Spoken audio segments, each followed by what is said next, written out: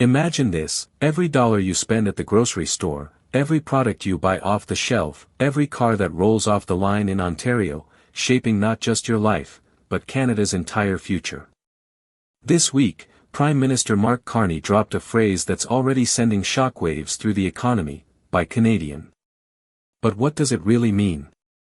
Is it a rallying cry to protect Canadian workers, or just another political slogan? Because here's the truth: when a Prime Minister tells 40 million people to buy Canadian, it's not just about shopping local. It's about rewriting the rules of our economy. And tonight, we're asking, is this the reset Canada desperately needs, or the beginning of a dangerous gamble? This isn't just politics. This is personal. This is about your job, your grocery bill, your children's future. Standing before a packed press gallery in Ottawa, Carney framed his message in simple words. The time has come to put Canadian workers, Canadian industries, and Canadian families first. His government announced a sweeping initiative: incentives for Canadian-made products, tighter controls on foreign imports, and a national awareness campaign urging citizens to choose Canadian goods over cheaper alternatives from abroad. Carney's argument? For too long, Canadian industries have been competing on an uneven playing field. Global imports, especially from the US and China, have flooded our markets, undercutting Canadian businesses. Now, the government wants to flip the script. A Buy Canadian push, Carney argues, will strengthen local jobs, rebuild industries hollowed out by decades of globalization, and keep more money circulating here at home. But here's where the story gets complicated. Supporters say this is a bold vision, a patriotic reset that could fuel a stronger, more self-reliant Canada. Critics, however, warn it could backfire. Raising prices, straining trade relations, and even isolating Canada on the global stage. So which is it? A noble mission to rebuild Canada's economic backbone, or a costly political gamble that could make life even harder for Canadian families? To answer that, we need to dive deeper into the history, the politics, and the very real stakes behind Carney's call to buy Canadian. To understand why Carney's words carry so much weight, we need to rewind the story. Canada has always lived in the shadow of giants. For decades, our economy has been shaped, and sometimes shaken, by the choices of bigger players. First Britain, then the United States, now China.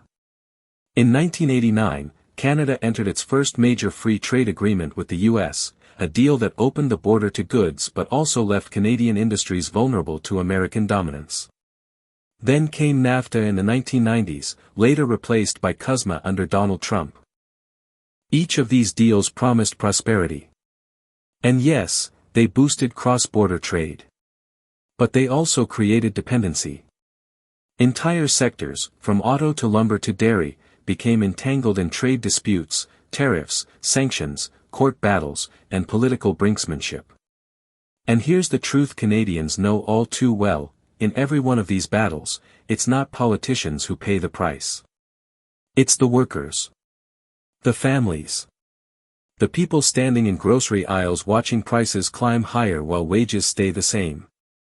Now, Carney is asking, what if Canada flipped the script? What if we chose, deliberately, to depend on ourselves first? But here's where Canadians demand straight answers. Because while the slogan, "Buy Canadian," sounds patriotic, the economic math isn't simple. Let's talk inflation. Canadians are already struggling with some of the highest grocery prices in recent history. Bread, milk, meat, fruits, all climbing. A family of 4 now spends nearly $16,000 a year just to put food on the table.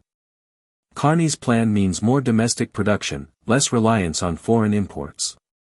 That could help stabilize industries. But it could also mean higher costs, at least in the short term. Then, there's the jobs question. If Canadians truly shift spending to Canadian products, thousands of jobs could be saved, and even created, in manufacturing, farming, and technology. But will Canadians really change their habits? Will they pay a few dollars more for a "Made in Canada" label when cheaper imports sit on the same shelf? This is the gamble Carney is making. And let's not forget the industries at the center of this storm. Auto workers in Ontario. Steel and aluminum in Quebec. Farmers across the prairies. Tech companies in Waterloo and Vancouver. They all stand to win big, or lose everything, depending on how Canadians respond to this call to arms. So the question is, will Buy Canadian be the lifeline these industries need? Or will it be the weight that drags families further into economic struggle? No bold economic move comes without political fire. In Ottawa, Carney's Buy Canadian push has ignited fierce debate. Supporters within his government argue this is the moment Canada finally reclaims its economic independence. They say it's about protecting Canadian workers, boosting homegrown businesses, and shielding families from volatile global markets. But opposition parties are not buying it. The Conservatives warn this is nothing more than economic nationalism wrapped in red tape. They argue it will choke small businesses, limit consumer choice, and spark retaliation from the United States. The NDP, meanwhile, walk a fine line. They like the message of protecting workers and local industries, but they warn that unless wages and affordability are addressed directly, slogans alone won't pay the bills. And in Quebec, the Bloc Québécois has seized on Carney's words as a rallying cry, calling for Quebec-made products to take center stage, further fueling debates about economic autonomy. Voiceover, curious, dramatic. So here's the split: some see Buy Canadian as visionary leadership, others see it as dangerous populism. And that leaves Canadians wondering, is this about patriotism, or politics? But let's step outside the political bubble, and into the streets of Canada. Because the real test of Buy Canadian isn't in Parliament. It's in your neighborhood grocery store, your local market, your online shopping cart. Ask an auto worker in Windsor, and you'll hear pride. About time we put Canadian jobs first, they'll say. Ask a single mom in Vancouver struggling with grocery bills, and you'll hear worry. I want to buy Canadian, but what if it costs more? Ask a student in Toronto, and you'll hear skepticism. Sounds nice, but is this just another slogan politicians forget about? And this is where the Canadian spirit shines. In small towns across the prairies, people are already organizing Buy Local campaigns. In Quebec, markets proudly showcase artisanal, homegrown goods. In Atlantic Canada, fishermen and farmers are telling consumers, your choice keeps us alive. Carney's message taps into something deeper, national pride. But pride alone doesn't pay the rent. And that tension, between love of country and the cold math of family budgets, may define whether this movement soars, or stalls. Here's the question Canadians cannot ignore: what does the world think about Carney's Buy Canadian reset? Because Canada doesn't live in a vacuum. Every economic choice we make ripples across borders. And the loudest ripple right now is being heard in Washington, D.C. In the United States, lawmakers are watching closely.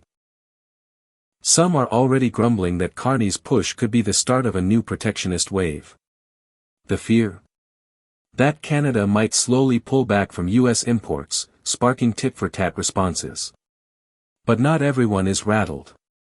Some U.S. analysts admit Carney's strategy is simply mirroring what America itself has done for decades, by American policies that protect domestic industries. They call it fair play. And across the Atlantic, in Europe, reactions are mixed. Trade partners worry Canada might pivot inward, making it harder for foreign goods to compete. But others quietly respect the move, admiring a middle power like Canada for standing up for itself in a cutthroat global market. And then, there's China. Beijing sees opportunity. Analysts say if Canada reduces reliance on U.S. goods, China may step in, offering cheaper imports and stronger trade ties. But critics warn, does buying Canadian risk opening the back door to dependence on China? And that's the global risk. Does Carney's Buy Canadian shield us, or isolate us? Does it strengthen our sovereignty, or expose us to retaliation? Because while Canadians debate in grocery aisles and parliament chambers, world leaders are calculating how this new economic nationalism shifts the balance of global trade. So here's the cliffhanger: can Canada proudly fly the flag of economic independence, without sparking a storm of global backlash? If you want to stay ahead of the headlines, make sure to follow our channel and hit subscribe. Don't forget to turn on notifications so you'll never miss a story that matters to Canadians.